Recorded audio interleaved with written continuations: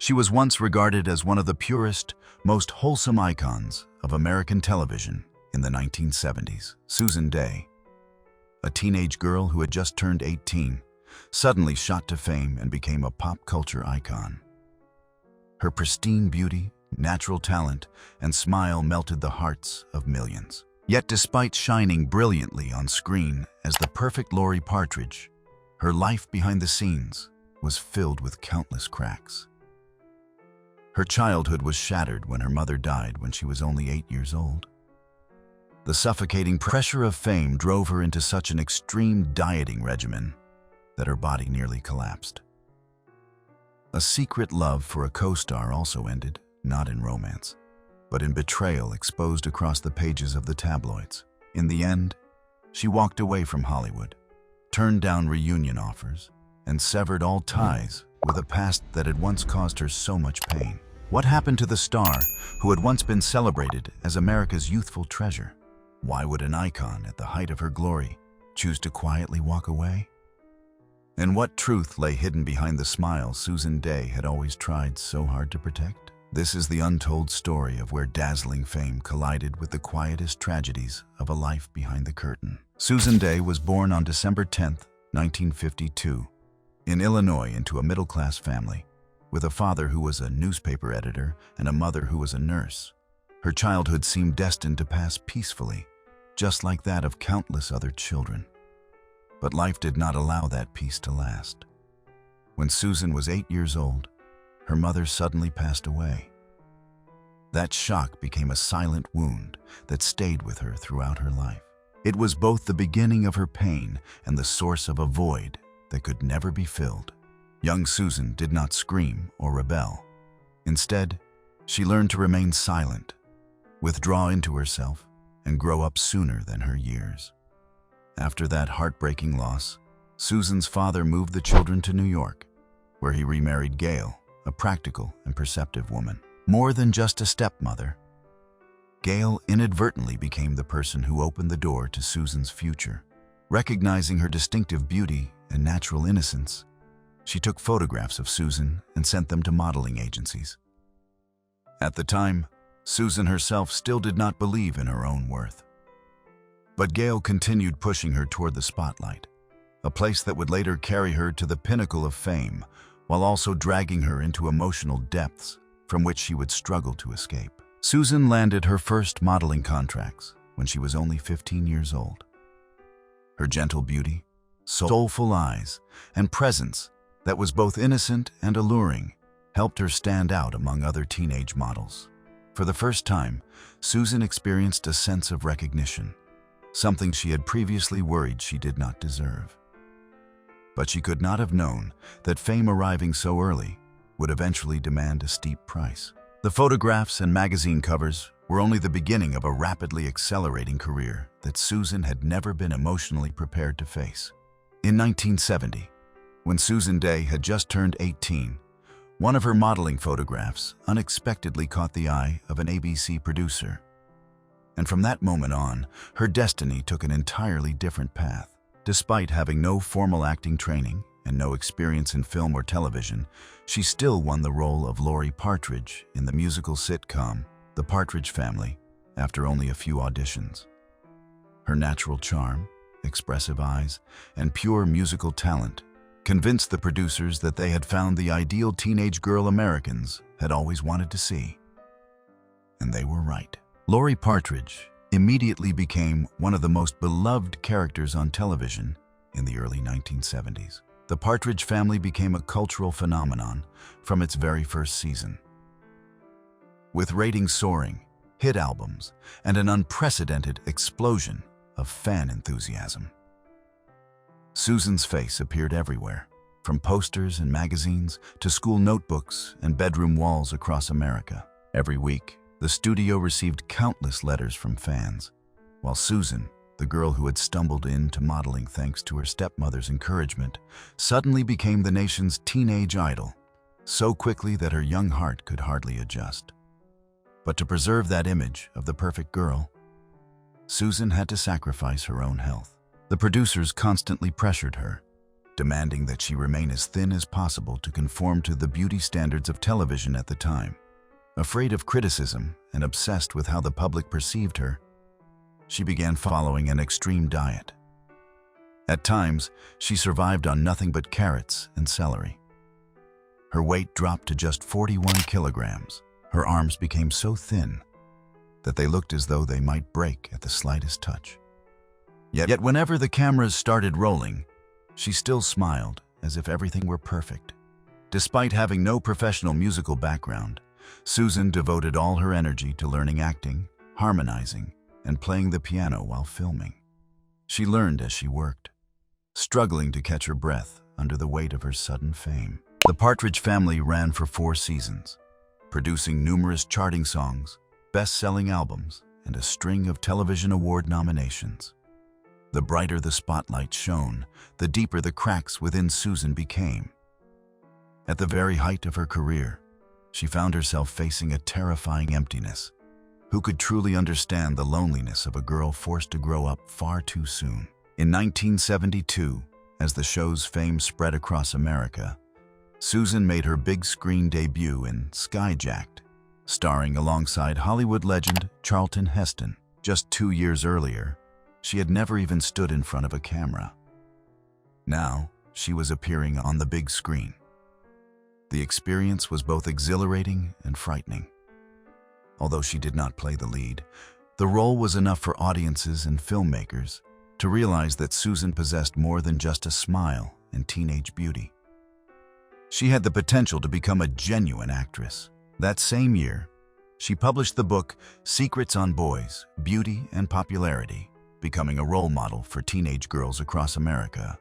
Its simple beauty tips and easy-to-follow advice helped turn the book into a bestseller. People did not just want to watch her sing and act. They wanted to be like her. But the greater her fame became, the darker the shadows behind it grew. The Partridge Family ended in 1974, while still at the height of its popularity, breaking the hearts of millions of fans and leaving behind a young star who had barely had time to catch her breath amid the dazzling glare of fame. When the lights went out and the glittering sets disappeared, what remained was a thin, quieter Susan, constantly haunted by the fear that she would forever be trapped in the image of Laurie Partridge, a girl who was far happier than Susan was in real life. Fame had come to her so easily, but escaping it became the real battle, a battle that nearly caused her to lose herself. Because just when everyone thought the fairy tale had come to an end, Susan was preparing to enter the most challenging chapter of her life. Determined to prove to the entire world that she was more than just the eldest sister in the Partridge family. After the Partridge family ended, Susan entered the phase that every former teenage star feared, escaping the shadow of the very character that had made her famous. She continued to appear in Hawaii Five-0, returned to the big screen, and later appeared in Little Women in 1978, determined to prove that she was capable of more than playing sweet young women. But Hollywood could not easily forget Laurie Partridge. Every time Susan appeared in front of the camera, people still saw the eldest sister of the Partridge family. The feeling of being typecast gradually became a persistent obsession, causing every new project to bring with it tremendous pressure to prove that she could be different. In 1977, Susan took a risk by starring in the romantic sitcom Loves Me, Loves Me Not, hoping it would mark a bold turning point in her career. But fate was not particularly kind. Ratings quickly declined.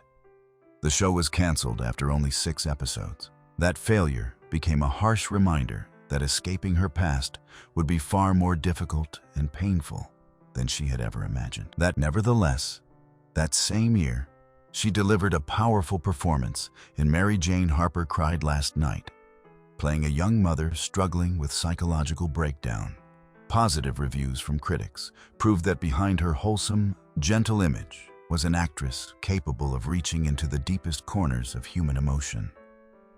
It was not the dazzling spotlight she had enjoyed during her days of fame on the Partridge family, but it was a small flame that helped Susan regain her confidence in herself. She could rise again in Hollywood on the strength of her own talent, rather than relying solely on her former image as a teenage idol. But it was not until the 1980s that Susan truly rewrote her place in the entertainment industry. It was a breakthrough no one believed she could achieve. In 1986, a life-changing opportunity arrived when Susan was cast as Grace Van Owen in the hit television series L.A. Law. This was not merely another role. It was the doorway that brought her into the ranks of serious and respected actresses in Hollywood.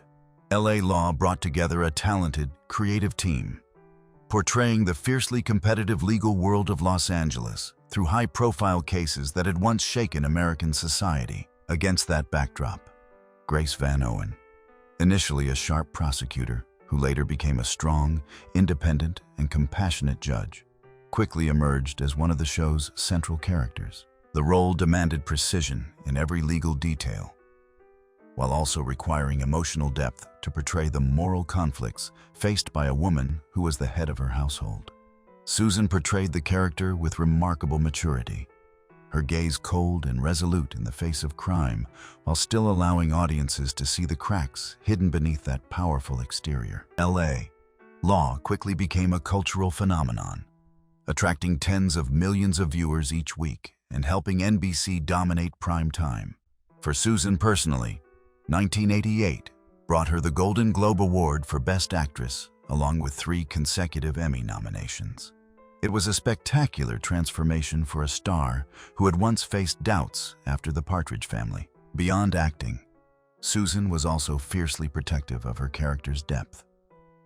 When the writer planned to create a cliched romantic storyline simply to attract viewers, she firmly objected and demanded a contractual provision ensuring that Grace would remain a woman with a career and a voice of her own, rather than becoming a love interest who existed merely for decoration.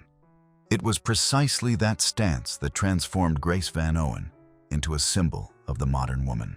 Intelligent, independent, and unwilling to sacrifice her own values for a cheap on-screen romance. Alongside the tremendous success of L.A. Law, Susan continued challenging herself with emotionally intense television films such as Lies and Lullabies, in which she portrayed a pregnant woman addicted to drugs. This further proved that she was not simply a star who had gotten lucky, but a genuine artist with profound emotional depth. Yet every spotlight comes at a price. At the very height of her career, her private life was about to enter a chapter filled with painful wounds from which even fame could not protect her. After conquering Hollywood with her sharp, commanding portrayal of Grace Van Owen, Susan stepped onto an entirely different battlefield, the live stage of Saturday Night Live. A dramatic actress was placed in the world of comedy, where any mistake could become a joke for the entire country. Yet she appeared completely confident. She improvised, displayed effortless charm, and surprised audiences with her natural sense of humor. It was her definitive statement. Susan Dey was not an actress who had simply gotten lucky with one role. She could do anything she wanted. But just as she stood at the height of her success, an unexpected fall came without warning. The sitcom Love and War, which had been expected to help her maintain her status as a star, lasted only a few episodes before she was replaced because of a lack of chemistry with the male lead. It was a harsh decision, no different from a slap to the pride of someone who had just won a Golden Globe. But Susan did not become angry, did not beg, and did not try to cling to the spotlight at any cost. She chose to walk away with dignity. If a project no longer valued her talent, she would leave it behind. Turning away from sitcoms, Susan chose the more difficult path, returning to emotionally demanding roles. Lies and Lullabies in 1993 was a project in which she both starred and served as co-producer, portraying a pregnant woman addicted to cocaine who is stripped of her right to be a mother and desperately fights to reclaim the last glimmer of hope in her life. The film forced her to delve deeply into psychological darkness that fans had never seen from her before. Without any hype from the tabloids, the production still received considerable praise from critics. Susan had matured both as an actress and as an artist. After Lies and Lullabies, She continued seeking roles that pursued authenticity rather than easy attention. She appeared in television films such as Bed of Lies, Deadly Love, and Blue River. Gritty stories revolving around crime, betrayal, and lives pushed to the brink. Although none of these productions became a major phenomenon, they all confirmed one truth. Susan was no longer chasing fame. What she sought was authenticity in every character. And it was precisely that seriousness that made audiences realize that the innocent smile once belonging to America's sweetheart now belonged to an actress filled with depth and mystery. In 2002, Susan returned as Grace Van Owen in L.A. Law. It was both a heartfelt tribute to her greatest legacy and a gentle reminder that she would only return when she felt it was worthwhile, rather than trying to cling to a spotlight that had already faded. Her appearances became increasingly rare, and that was entirely her choice. By 2004, after taking on the role of Dr. Susan Breen in Third Watch, she brought her more than three-decade journey in Hollywood to a close. There was no press conference announcing her retirement, no tears or grand farewell. She simply quietly walked away, resolute in the only way she had ever known. Protecting herself mattered more than holding on to the public's attention. And that was also when Susan's story entered its most private chapter, where fame had receded into the background. But the wounds of the past remained, silently eating away at the heart of the woman, once celebrated as America's youthful treasure. Away from the spotlight, the old scars in Susan's life finally began to reveal themselves. The most painful of them all was the story that never found peace between her and David Cassidy. They first met when they were still teenagers on the set of The Partridge Family, both far too young to understand the price of fame. On screen, they were the perfect brother and sister, leading millions of viewers to believe that they shared a warm and beautiful bond that extended beyond the screen. But behind the scenes, Susan soon realized that she had fallen in love with David, with his sense of humor, with the radiance he brought with him every time he walked onto the set. What she did not know, or did not want to admit, was that David was living in an entirely different world. A world overflowing with adoration, where girls surrounded him every night. Where unrequited love was not enough to hold on to a young man who was constantly intoxicated by the feeling of being idolized. Susan quietly listened as he told her about his fleeting romances, hiding her pain as the man she loved, saw her only as an innocent little sister. Everything changed on the night the Partridge family came to an end. David invited her out. A dinner that Susan believed would finally bring the two of them together. They spent the night together. A moment Susan believed was the miracle she had long prayed for. But the following morning, that miracle disappeared. David realized that he could not give Susan what she longed for. To Susan, that night was love. To David, it was guilt. If the story had ended there, perhaps time would have been enough to heal the wound. But in 1994, David published his memoir and described that night in detail, in a tone that turned Susan's innocent love into fodder for the tabloids. She felt deeply betrayed, not because he had not loved her, but because the most sacred part of her heart had been exposed to the public as a story for people to gossip about. From that moment on, Susan cut off all contact with David Cassidy, and his apology, which came far too late, never reached the person who truly needed to receive it. When David died in 2017, Susan remained silent. Not because of hatred, but because some wounds will shatter all over again if they are put into words. David became the most beautiful, yet also the cruelest chapter of her life. I was the man she had once loved, with all the innocence of youth, and at the same time, the man who taught her that love is not always returned. After the door to hope with David closed, Susan still had to keep moving forward. And in that fragile moment, Dale McRaven entered her life like a rare, gentle breeze. Dale, a talented writer and producer who would later create successful sitcoms, did not see Susan as America's perfect teenage idol. He saw a young woman who was still struggling to find a safe place for her heart. They met when Susan's career was flourishing, but her soul was covered in wounds. Dale gave her something she had never truly known before: security. There was no suffocating fame, no scrutiny, no expectation of perfection. Only two young people leaning on each other to weather the storms of Hollywood. During their years together, Susan sometimes believed that she had finally found a remedy for the emotional emptiness left behind by her childhood. Losing her mother so early had left her constantly afraid of being abandoned. Dale cared for her attentively, gently filling the void David had left behind. Together, they shared quiet nights away from the studio lights and spontaneous trips meant to escape the pressures of her rising fame. Dale may not have made her heart race, but he was someone to whom she could safely give all her love.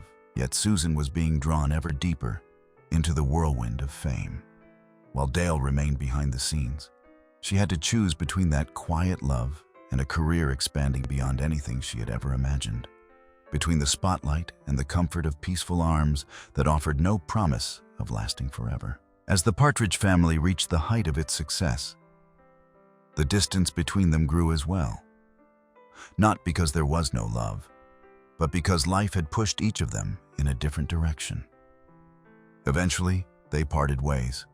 No arguments, no scandal, no blame. Just two young people who had never learned how to hold on to each other while everything around them was changing. And when that door closed, Susan carried with her a quiet sadness. The gentlest person had appeared at just the right time, but was not able to stay by her side until the end. Then, before her old wounds had time to heal, Susan stepped into an entirely different kind of love.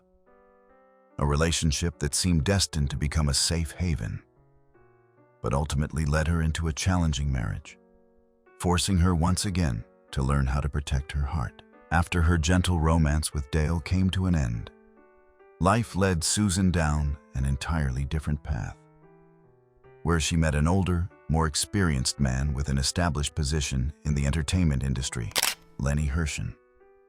He was a veteran Hollywood talent manager who had represented some of the biggest stars of the time. With Lenny, Susan found the guidance she had always longed for amid the whirlwind of fame. In his eyes, Susan was both a rising young actress and a fragile soul in need of protection.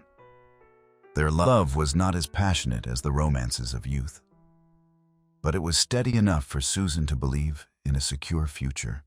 Their wedding in 1976 was quiet and simple. It was Susan's choice, because she had grown exhausted from living a life that was constantly scrutinized by the public. 2 years later, they welcomed their daughter Sarah, the greatest joy life had ever given her. During that time, Susan's heart seemed to have healed. For the first time in many years, she had a real family she could call home. But Hollywood had never been an ideal place for those who longed for peace. Their 25-year age difference, combined with the contrast between a star who was still moving forward and a man whose peak years were long behind him, gradually drove them apart. Lenny's experience made him want Susan to settle down and take fewer risks. That was completely at odds with the creative fire burning strongly within her. Gradually, Susan found herself trapped between two opposing roles. A wife and mother expected to fulfill her family responsibilities, and an actress determined to escape the shadow of Laurie Partridge and prove her true worth. The brighter her career shone, the longer the shadows over her marriage grew, while their conversations gradually faded into silence. Hands that had once felt familiar slowly became those of strangers. The harder they tried to hold on, the deeper the pain became. By 1981, the marriage had ended. There was no scandal, no accusations. Just two people who could no longer find peace in each other's company. Susan left with Sarah, and she carried with her the pain of a woman who had once believed she had found the shoulder she could lean on for the rest of her life, only to realize that it had merely been a stopping place on her journey to heal her own wounds. Lenny left her life, but the emotional wound he left behind remained. The more successful Susan became, the lonelier she felt, as though every step closer to fame took away another piece of her inner peace. But fate had not finished testing Susan. After her failed marriage, she entered a new relationship, one that was more mature and more stable, where she finally found what she had desperately searched for throughout her youth: a true home for her heart. After divorcing Lenny Hershen, Susan understood that loving someone was difficult, but holding on to herself within that love was even harder. She entered the years that followed with a more cautious heart, yet still longed for a peaceful place to lean on. And then Bernard Sofronsky appeared, not like a bolt of lightning that set her heart ablaze, but like a warm, gentle light guiding her way after so many stumbles. Bernard was a renowned television producer, successful in a quiet yet enduring way. He did not need to appear in front of the camera to prove himself. He understood the harsh realities of the entertainment industry. And he understood what a woman who had devoted her entire youth to her art needed in order to feel at peace. When the two met, Susan was already a single mother. What surprised her most was how easily Bernard opened his heart, not only to her, but also to Sarah, the child who meant the entire world to Susan.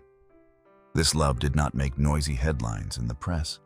It was not dissected by the public, nor did it need to compete for attention.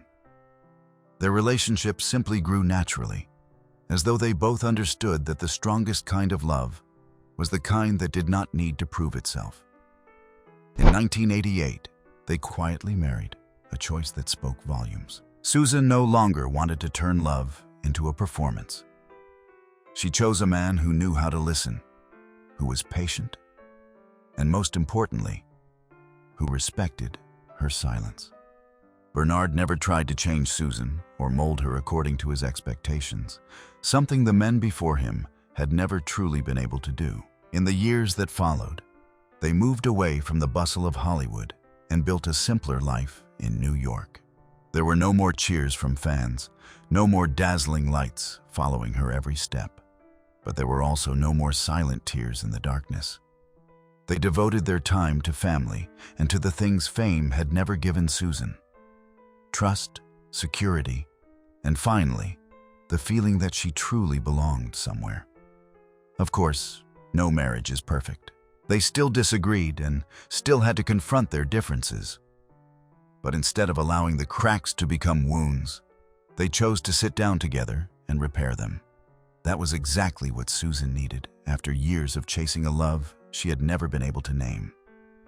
Someone who remained by her side, even on the days when all she wanted was to run away from herself. And Susan found the most precious gift a once celebrated star could ever wish for: a peaceful life where she no longer had to prove that she was worthy to anyone but herself. As the stage lights gradually dimmed and the applause became nothing more than an echo of the past, Susan calmly stepped away from the race for fame in a way rarely seen in Hollywood. After 2004, she virtually disappeared from the media.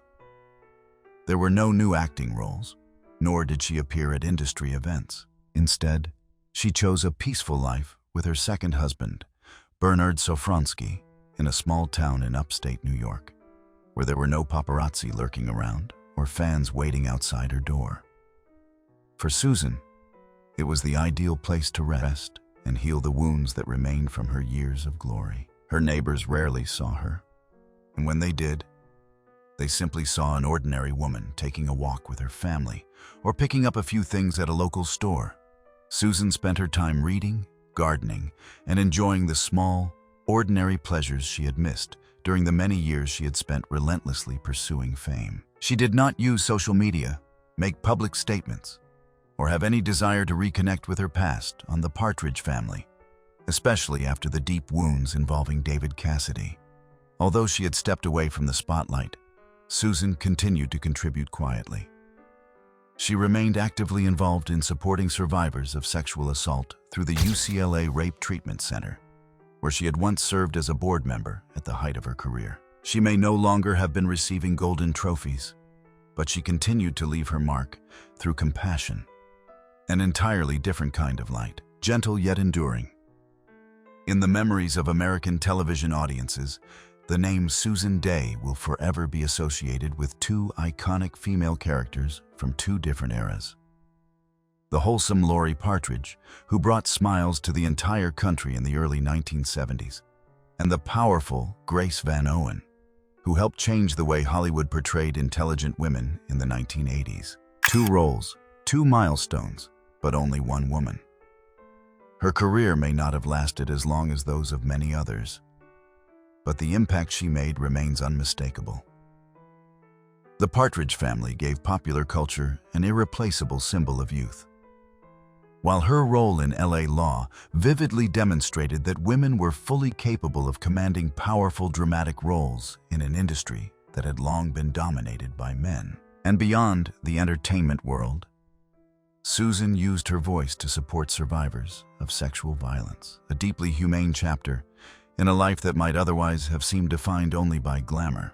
Perhaps Susan Dey's greatest legacy has nothing to do with awards or rankings. It lies in the image of a woman who dared to challenge herself to grow, refused to allow herself to be typecast, and chose to step away from the spotlight when it became so dazzling that it made her eyes sting.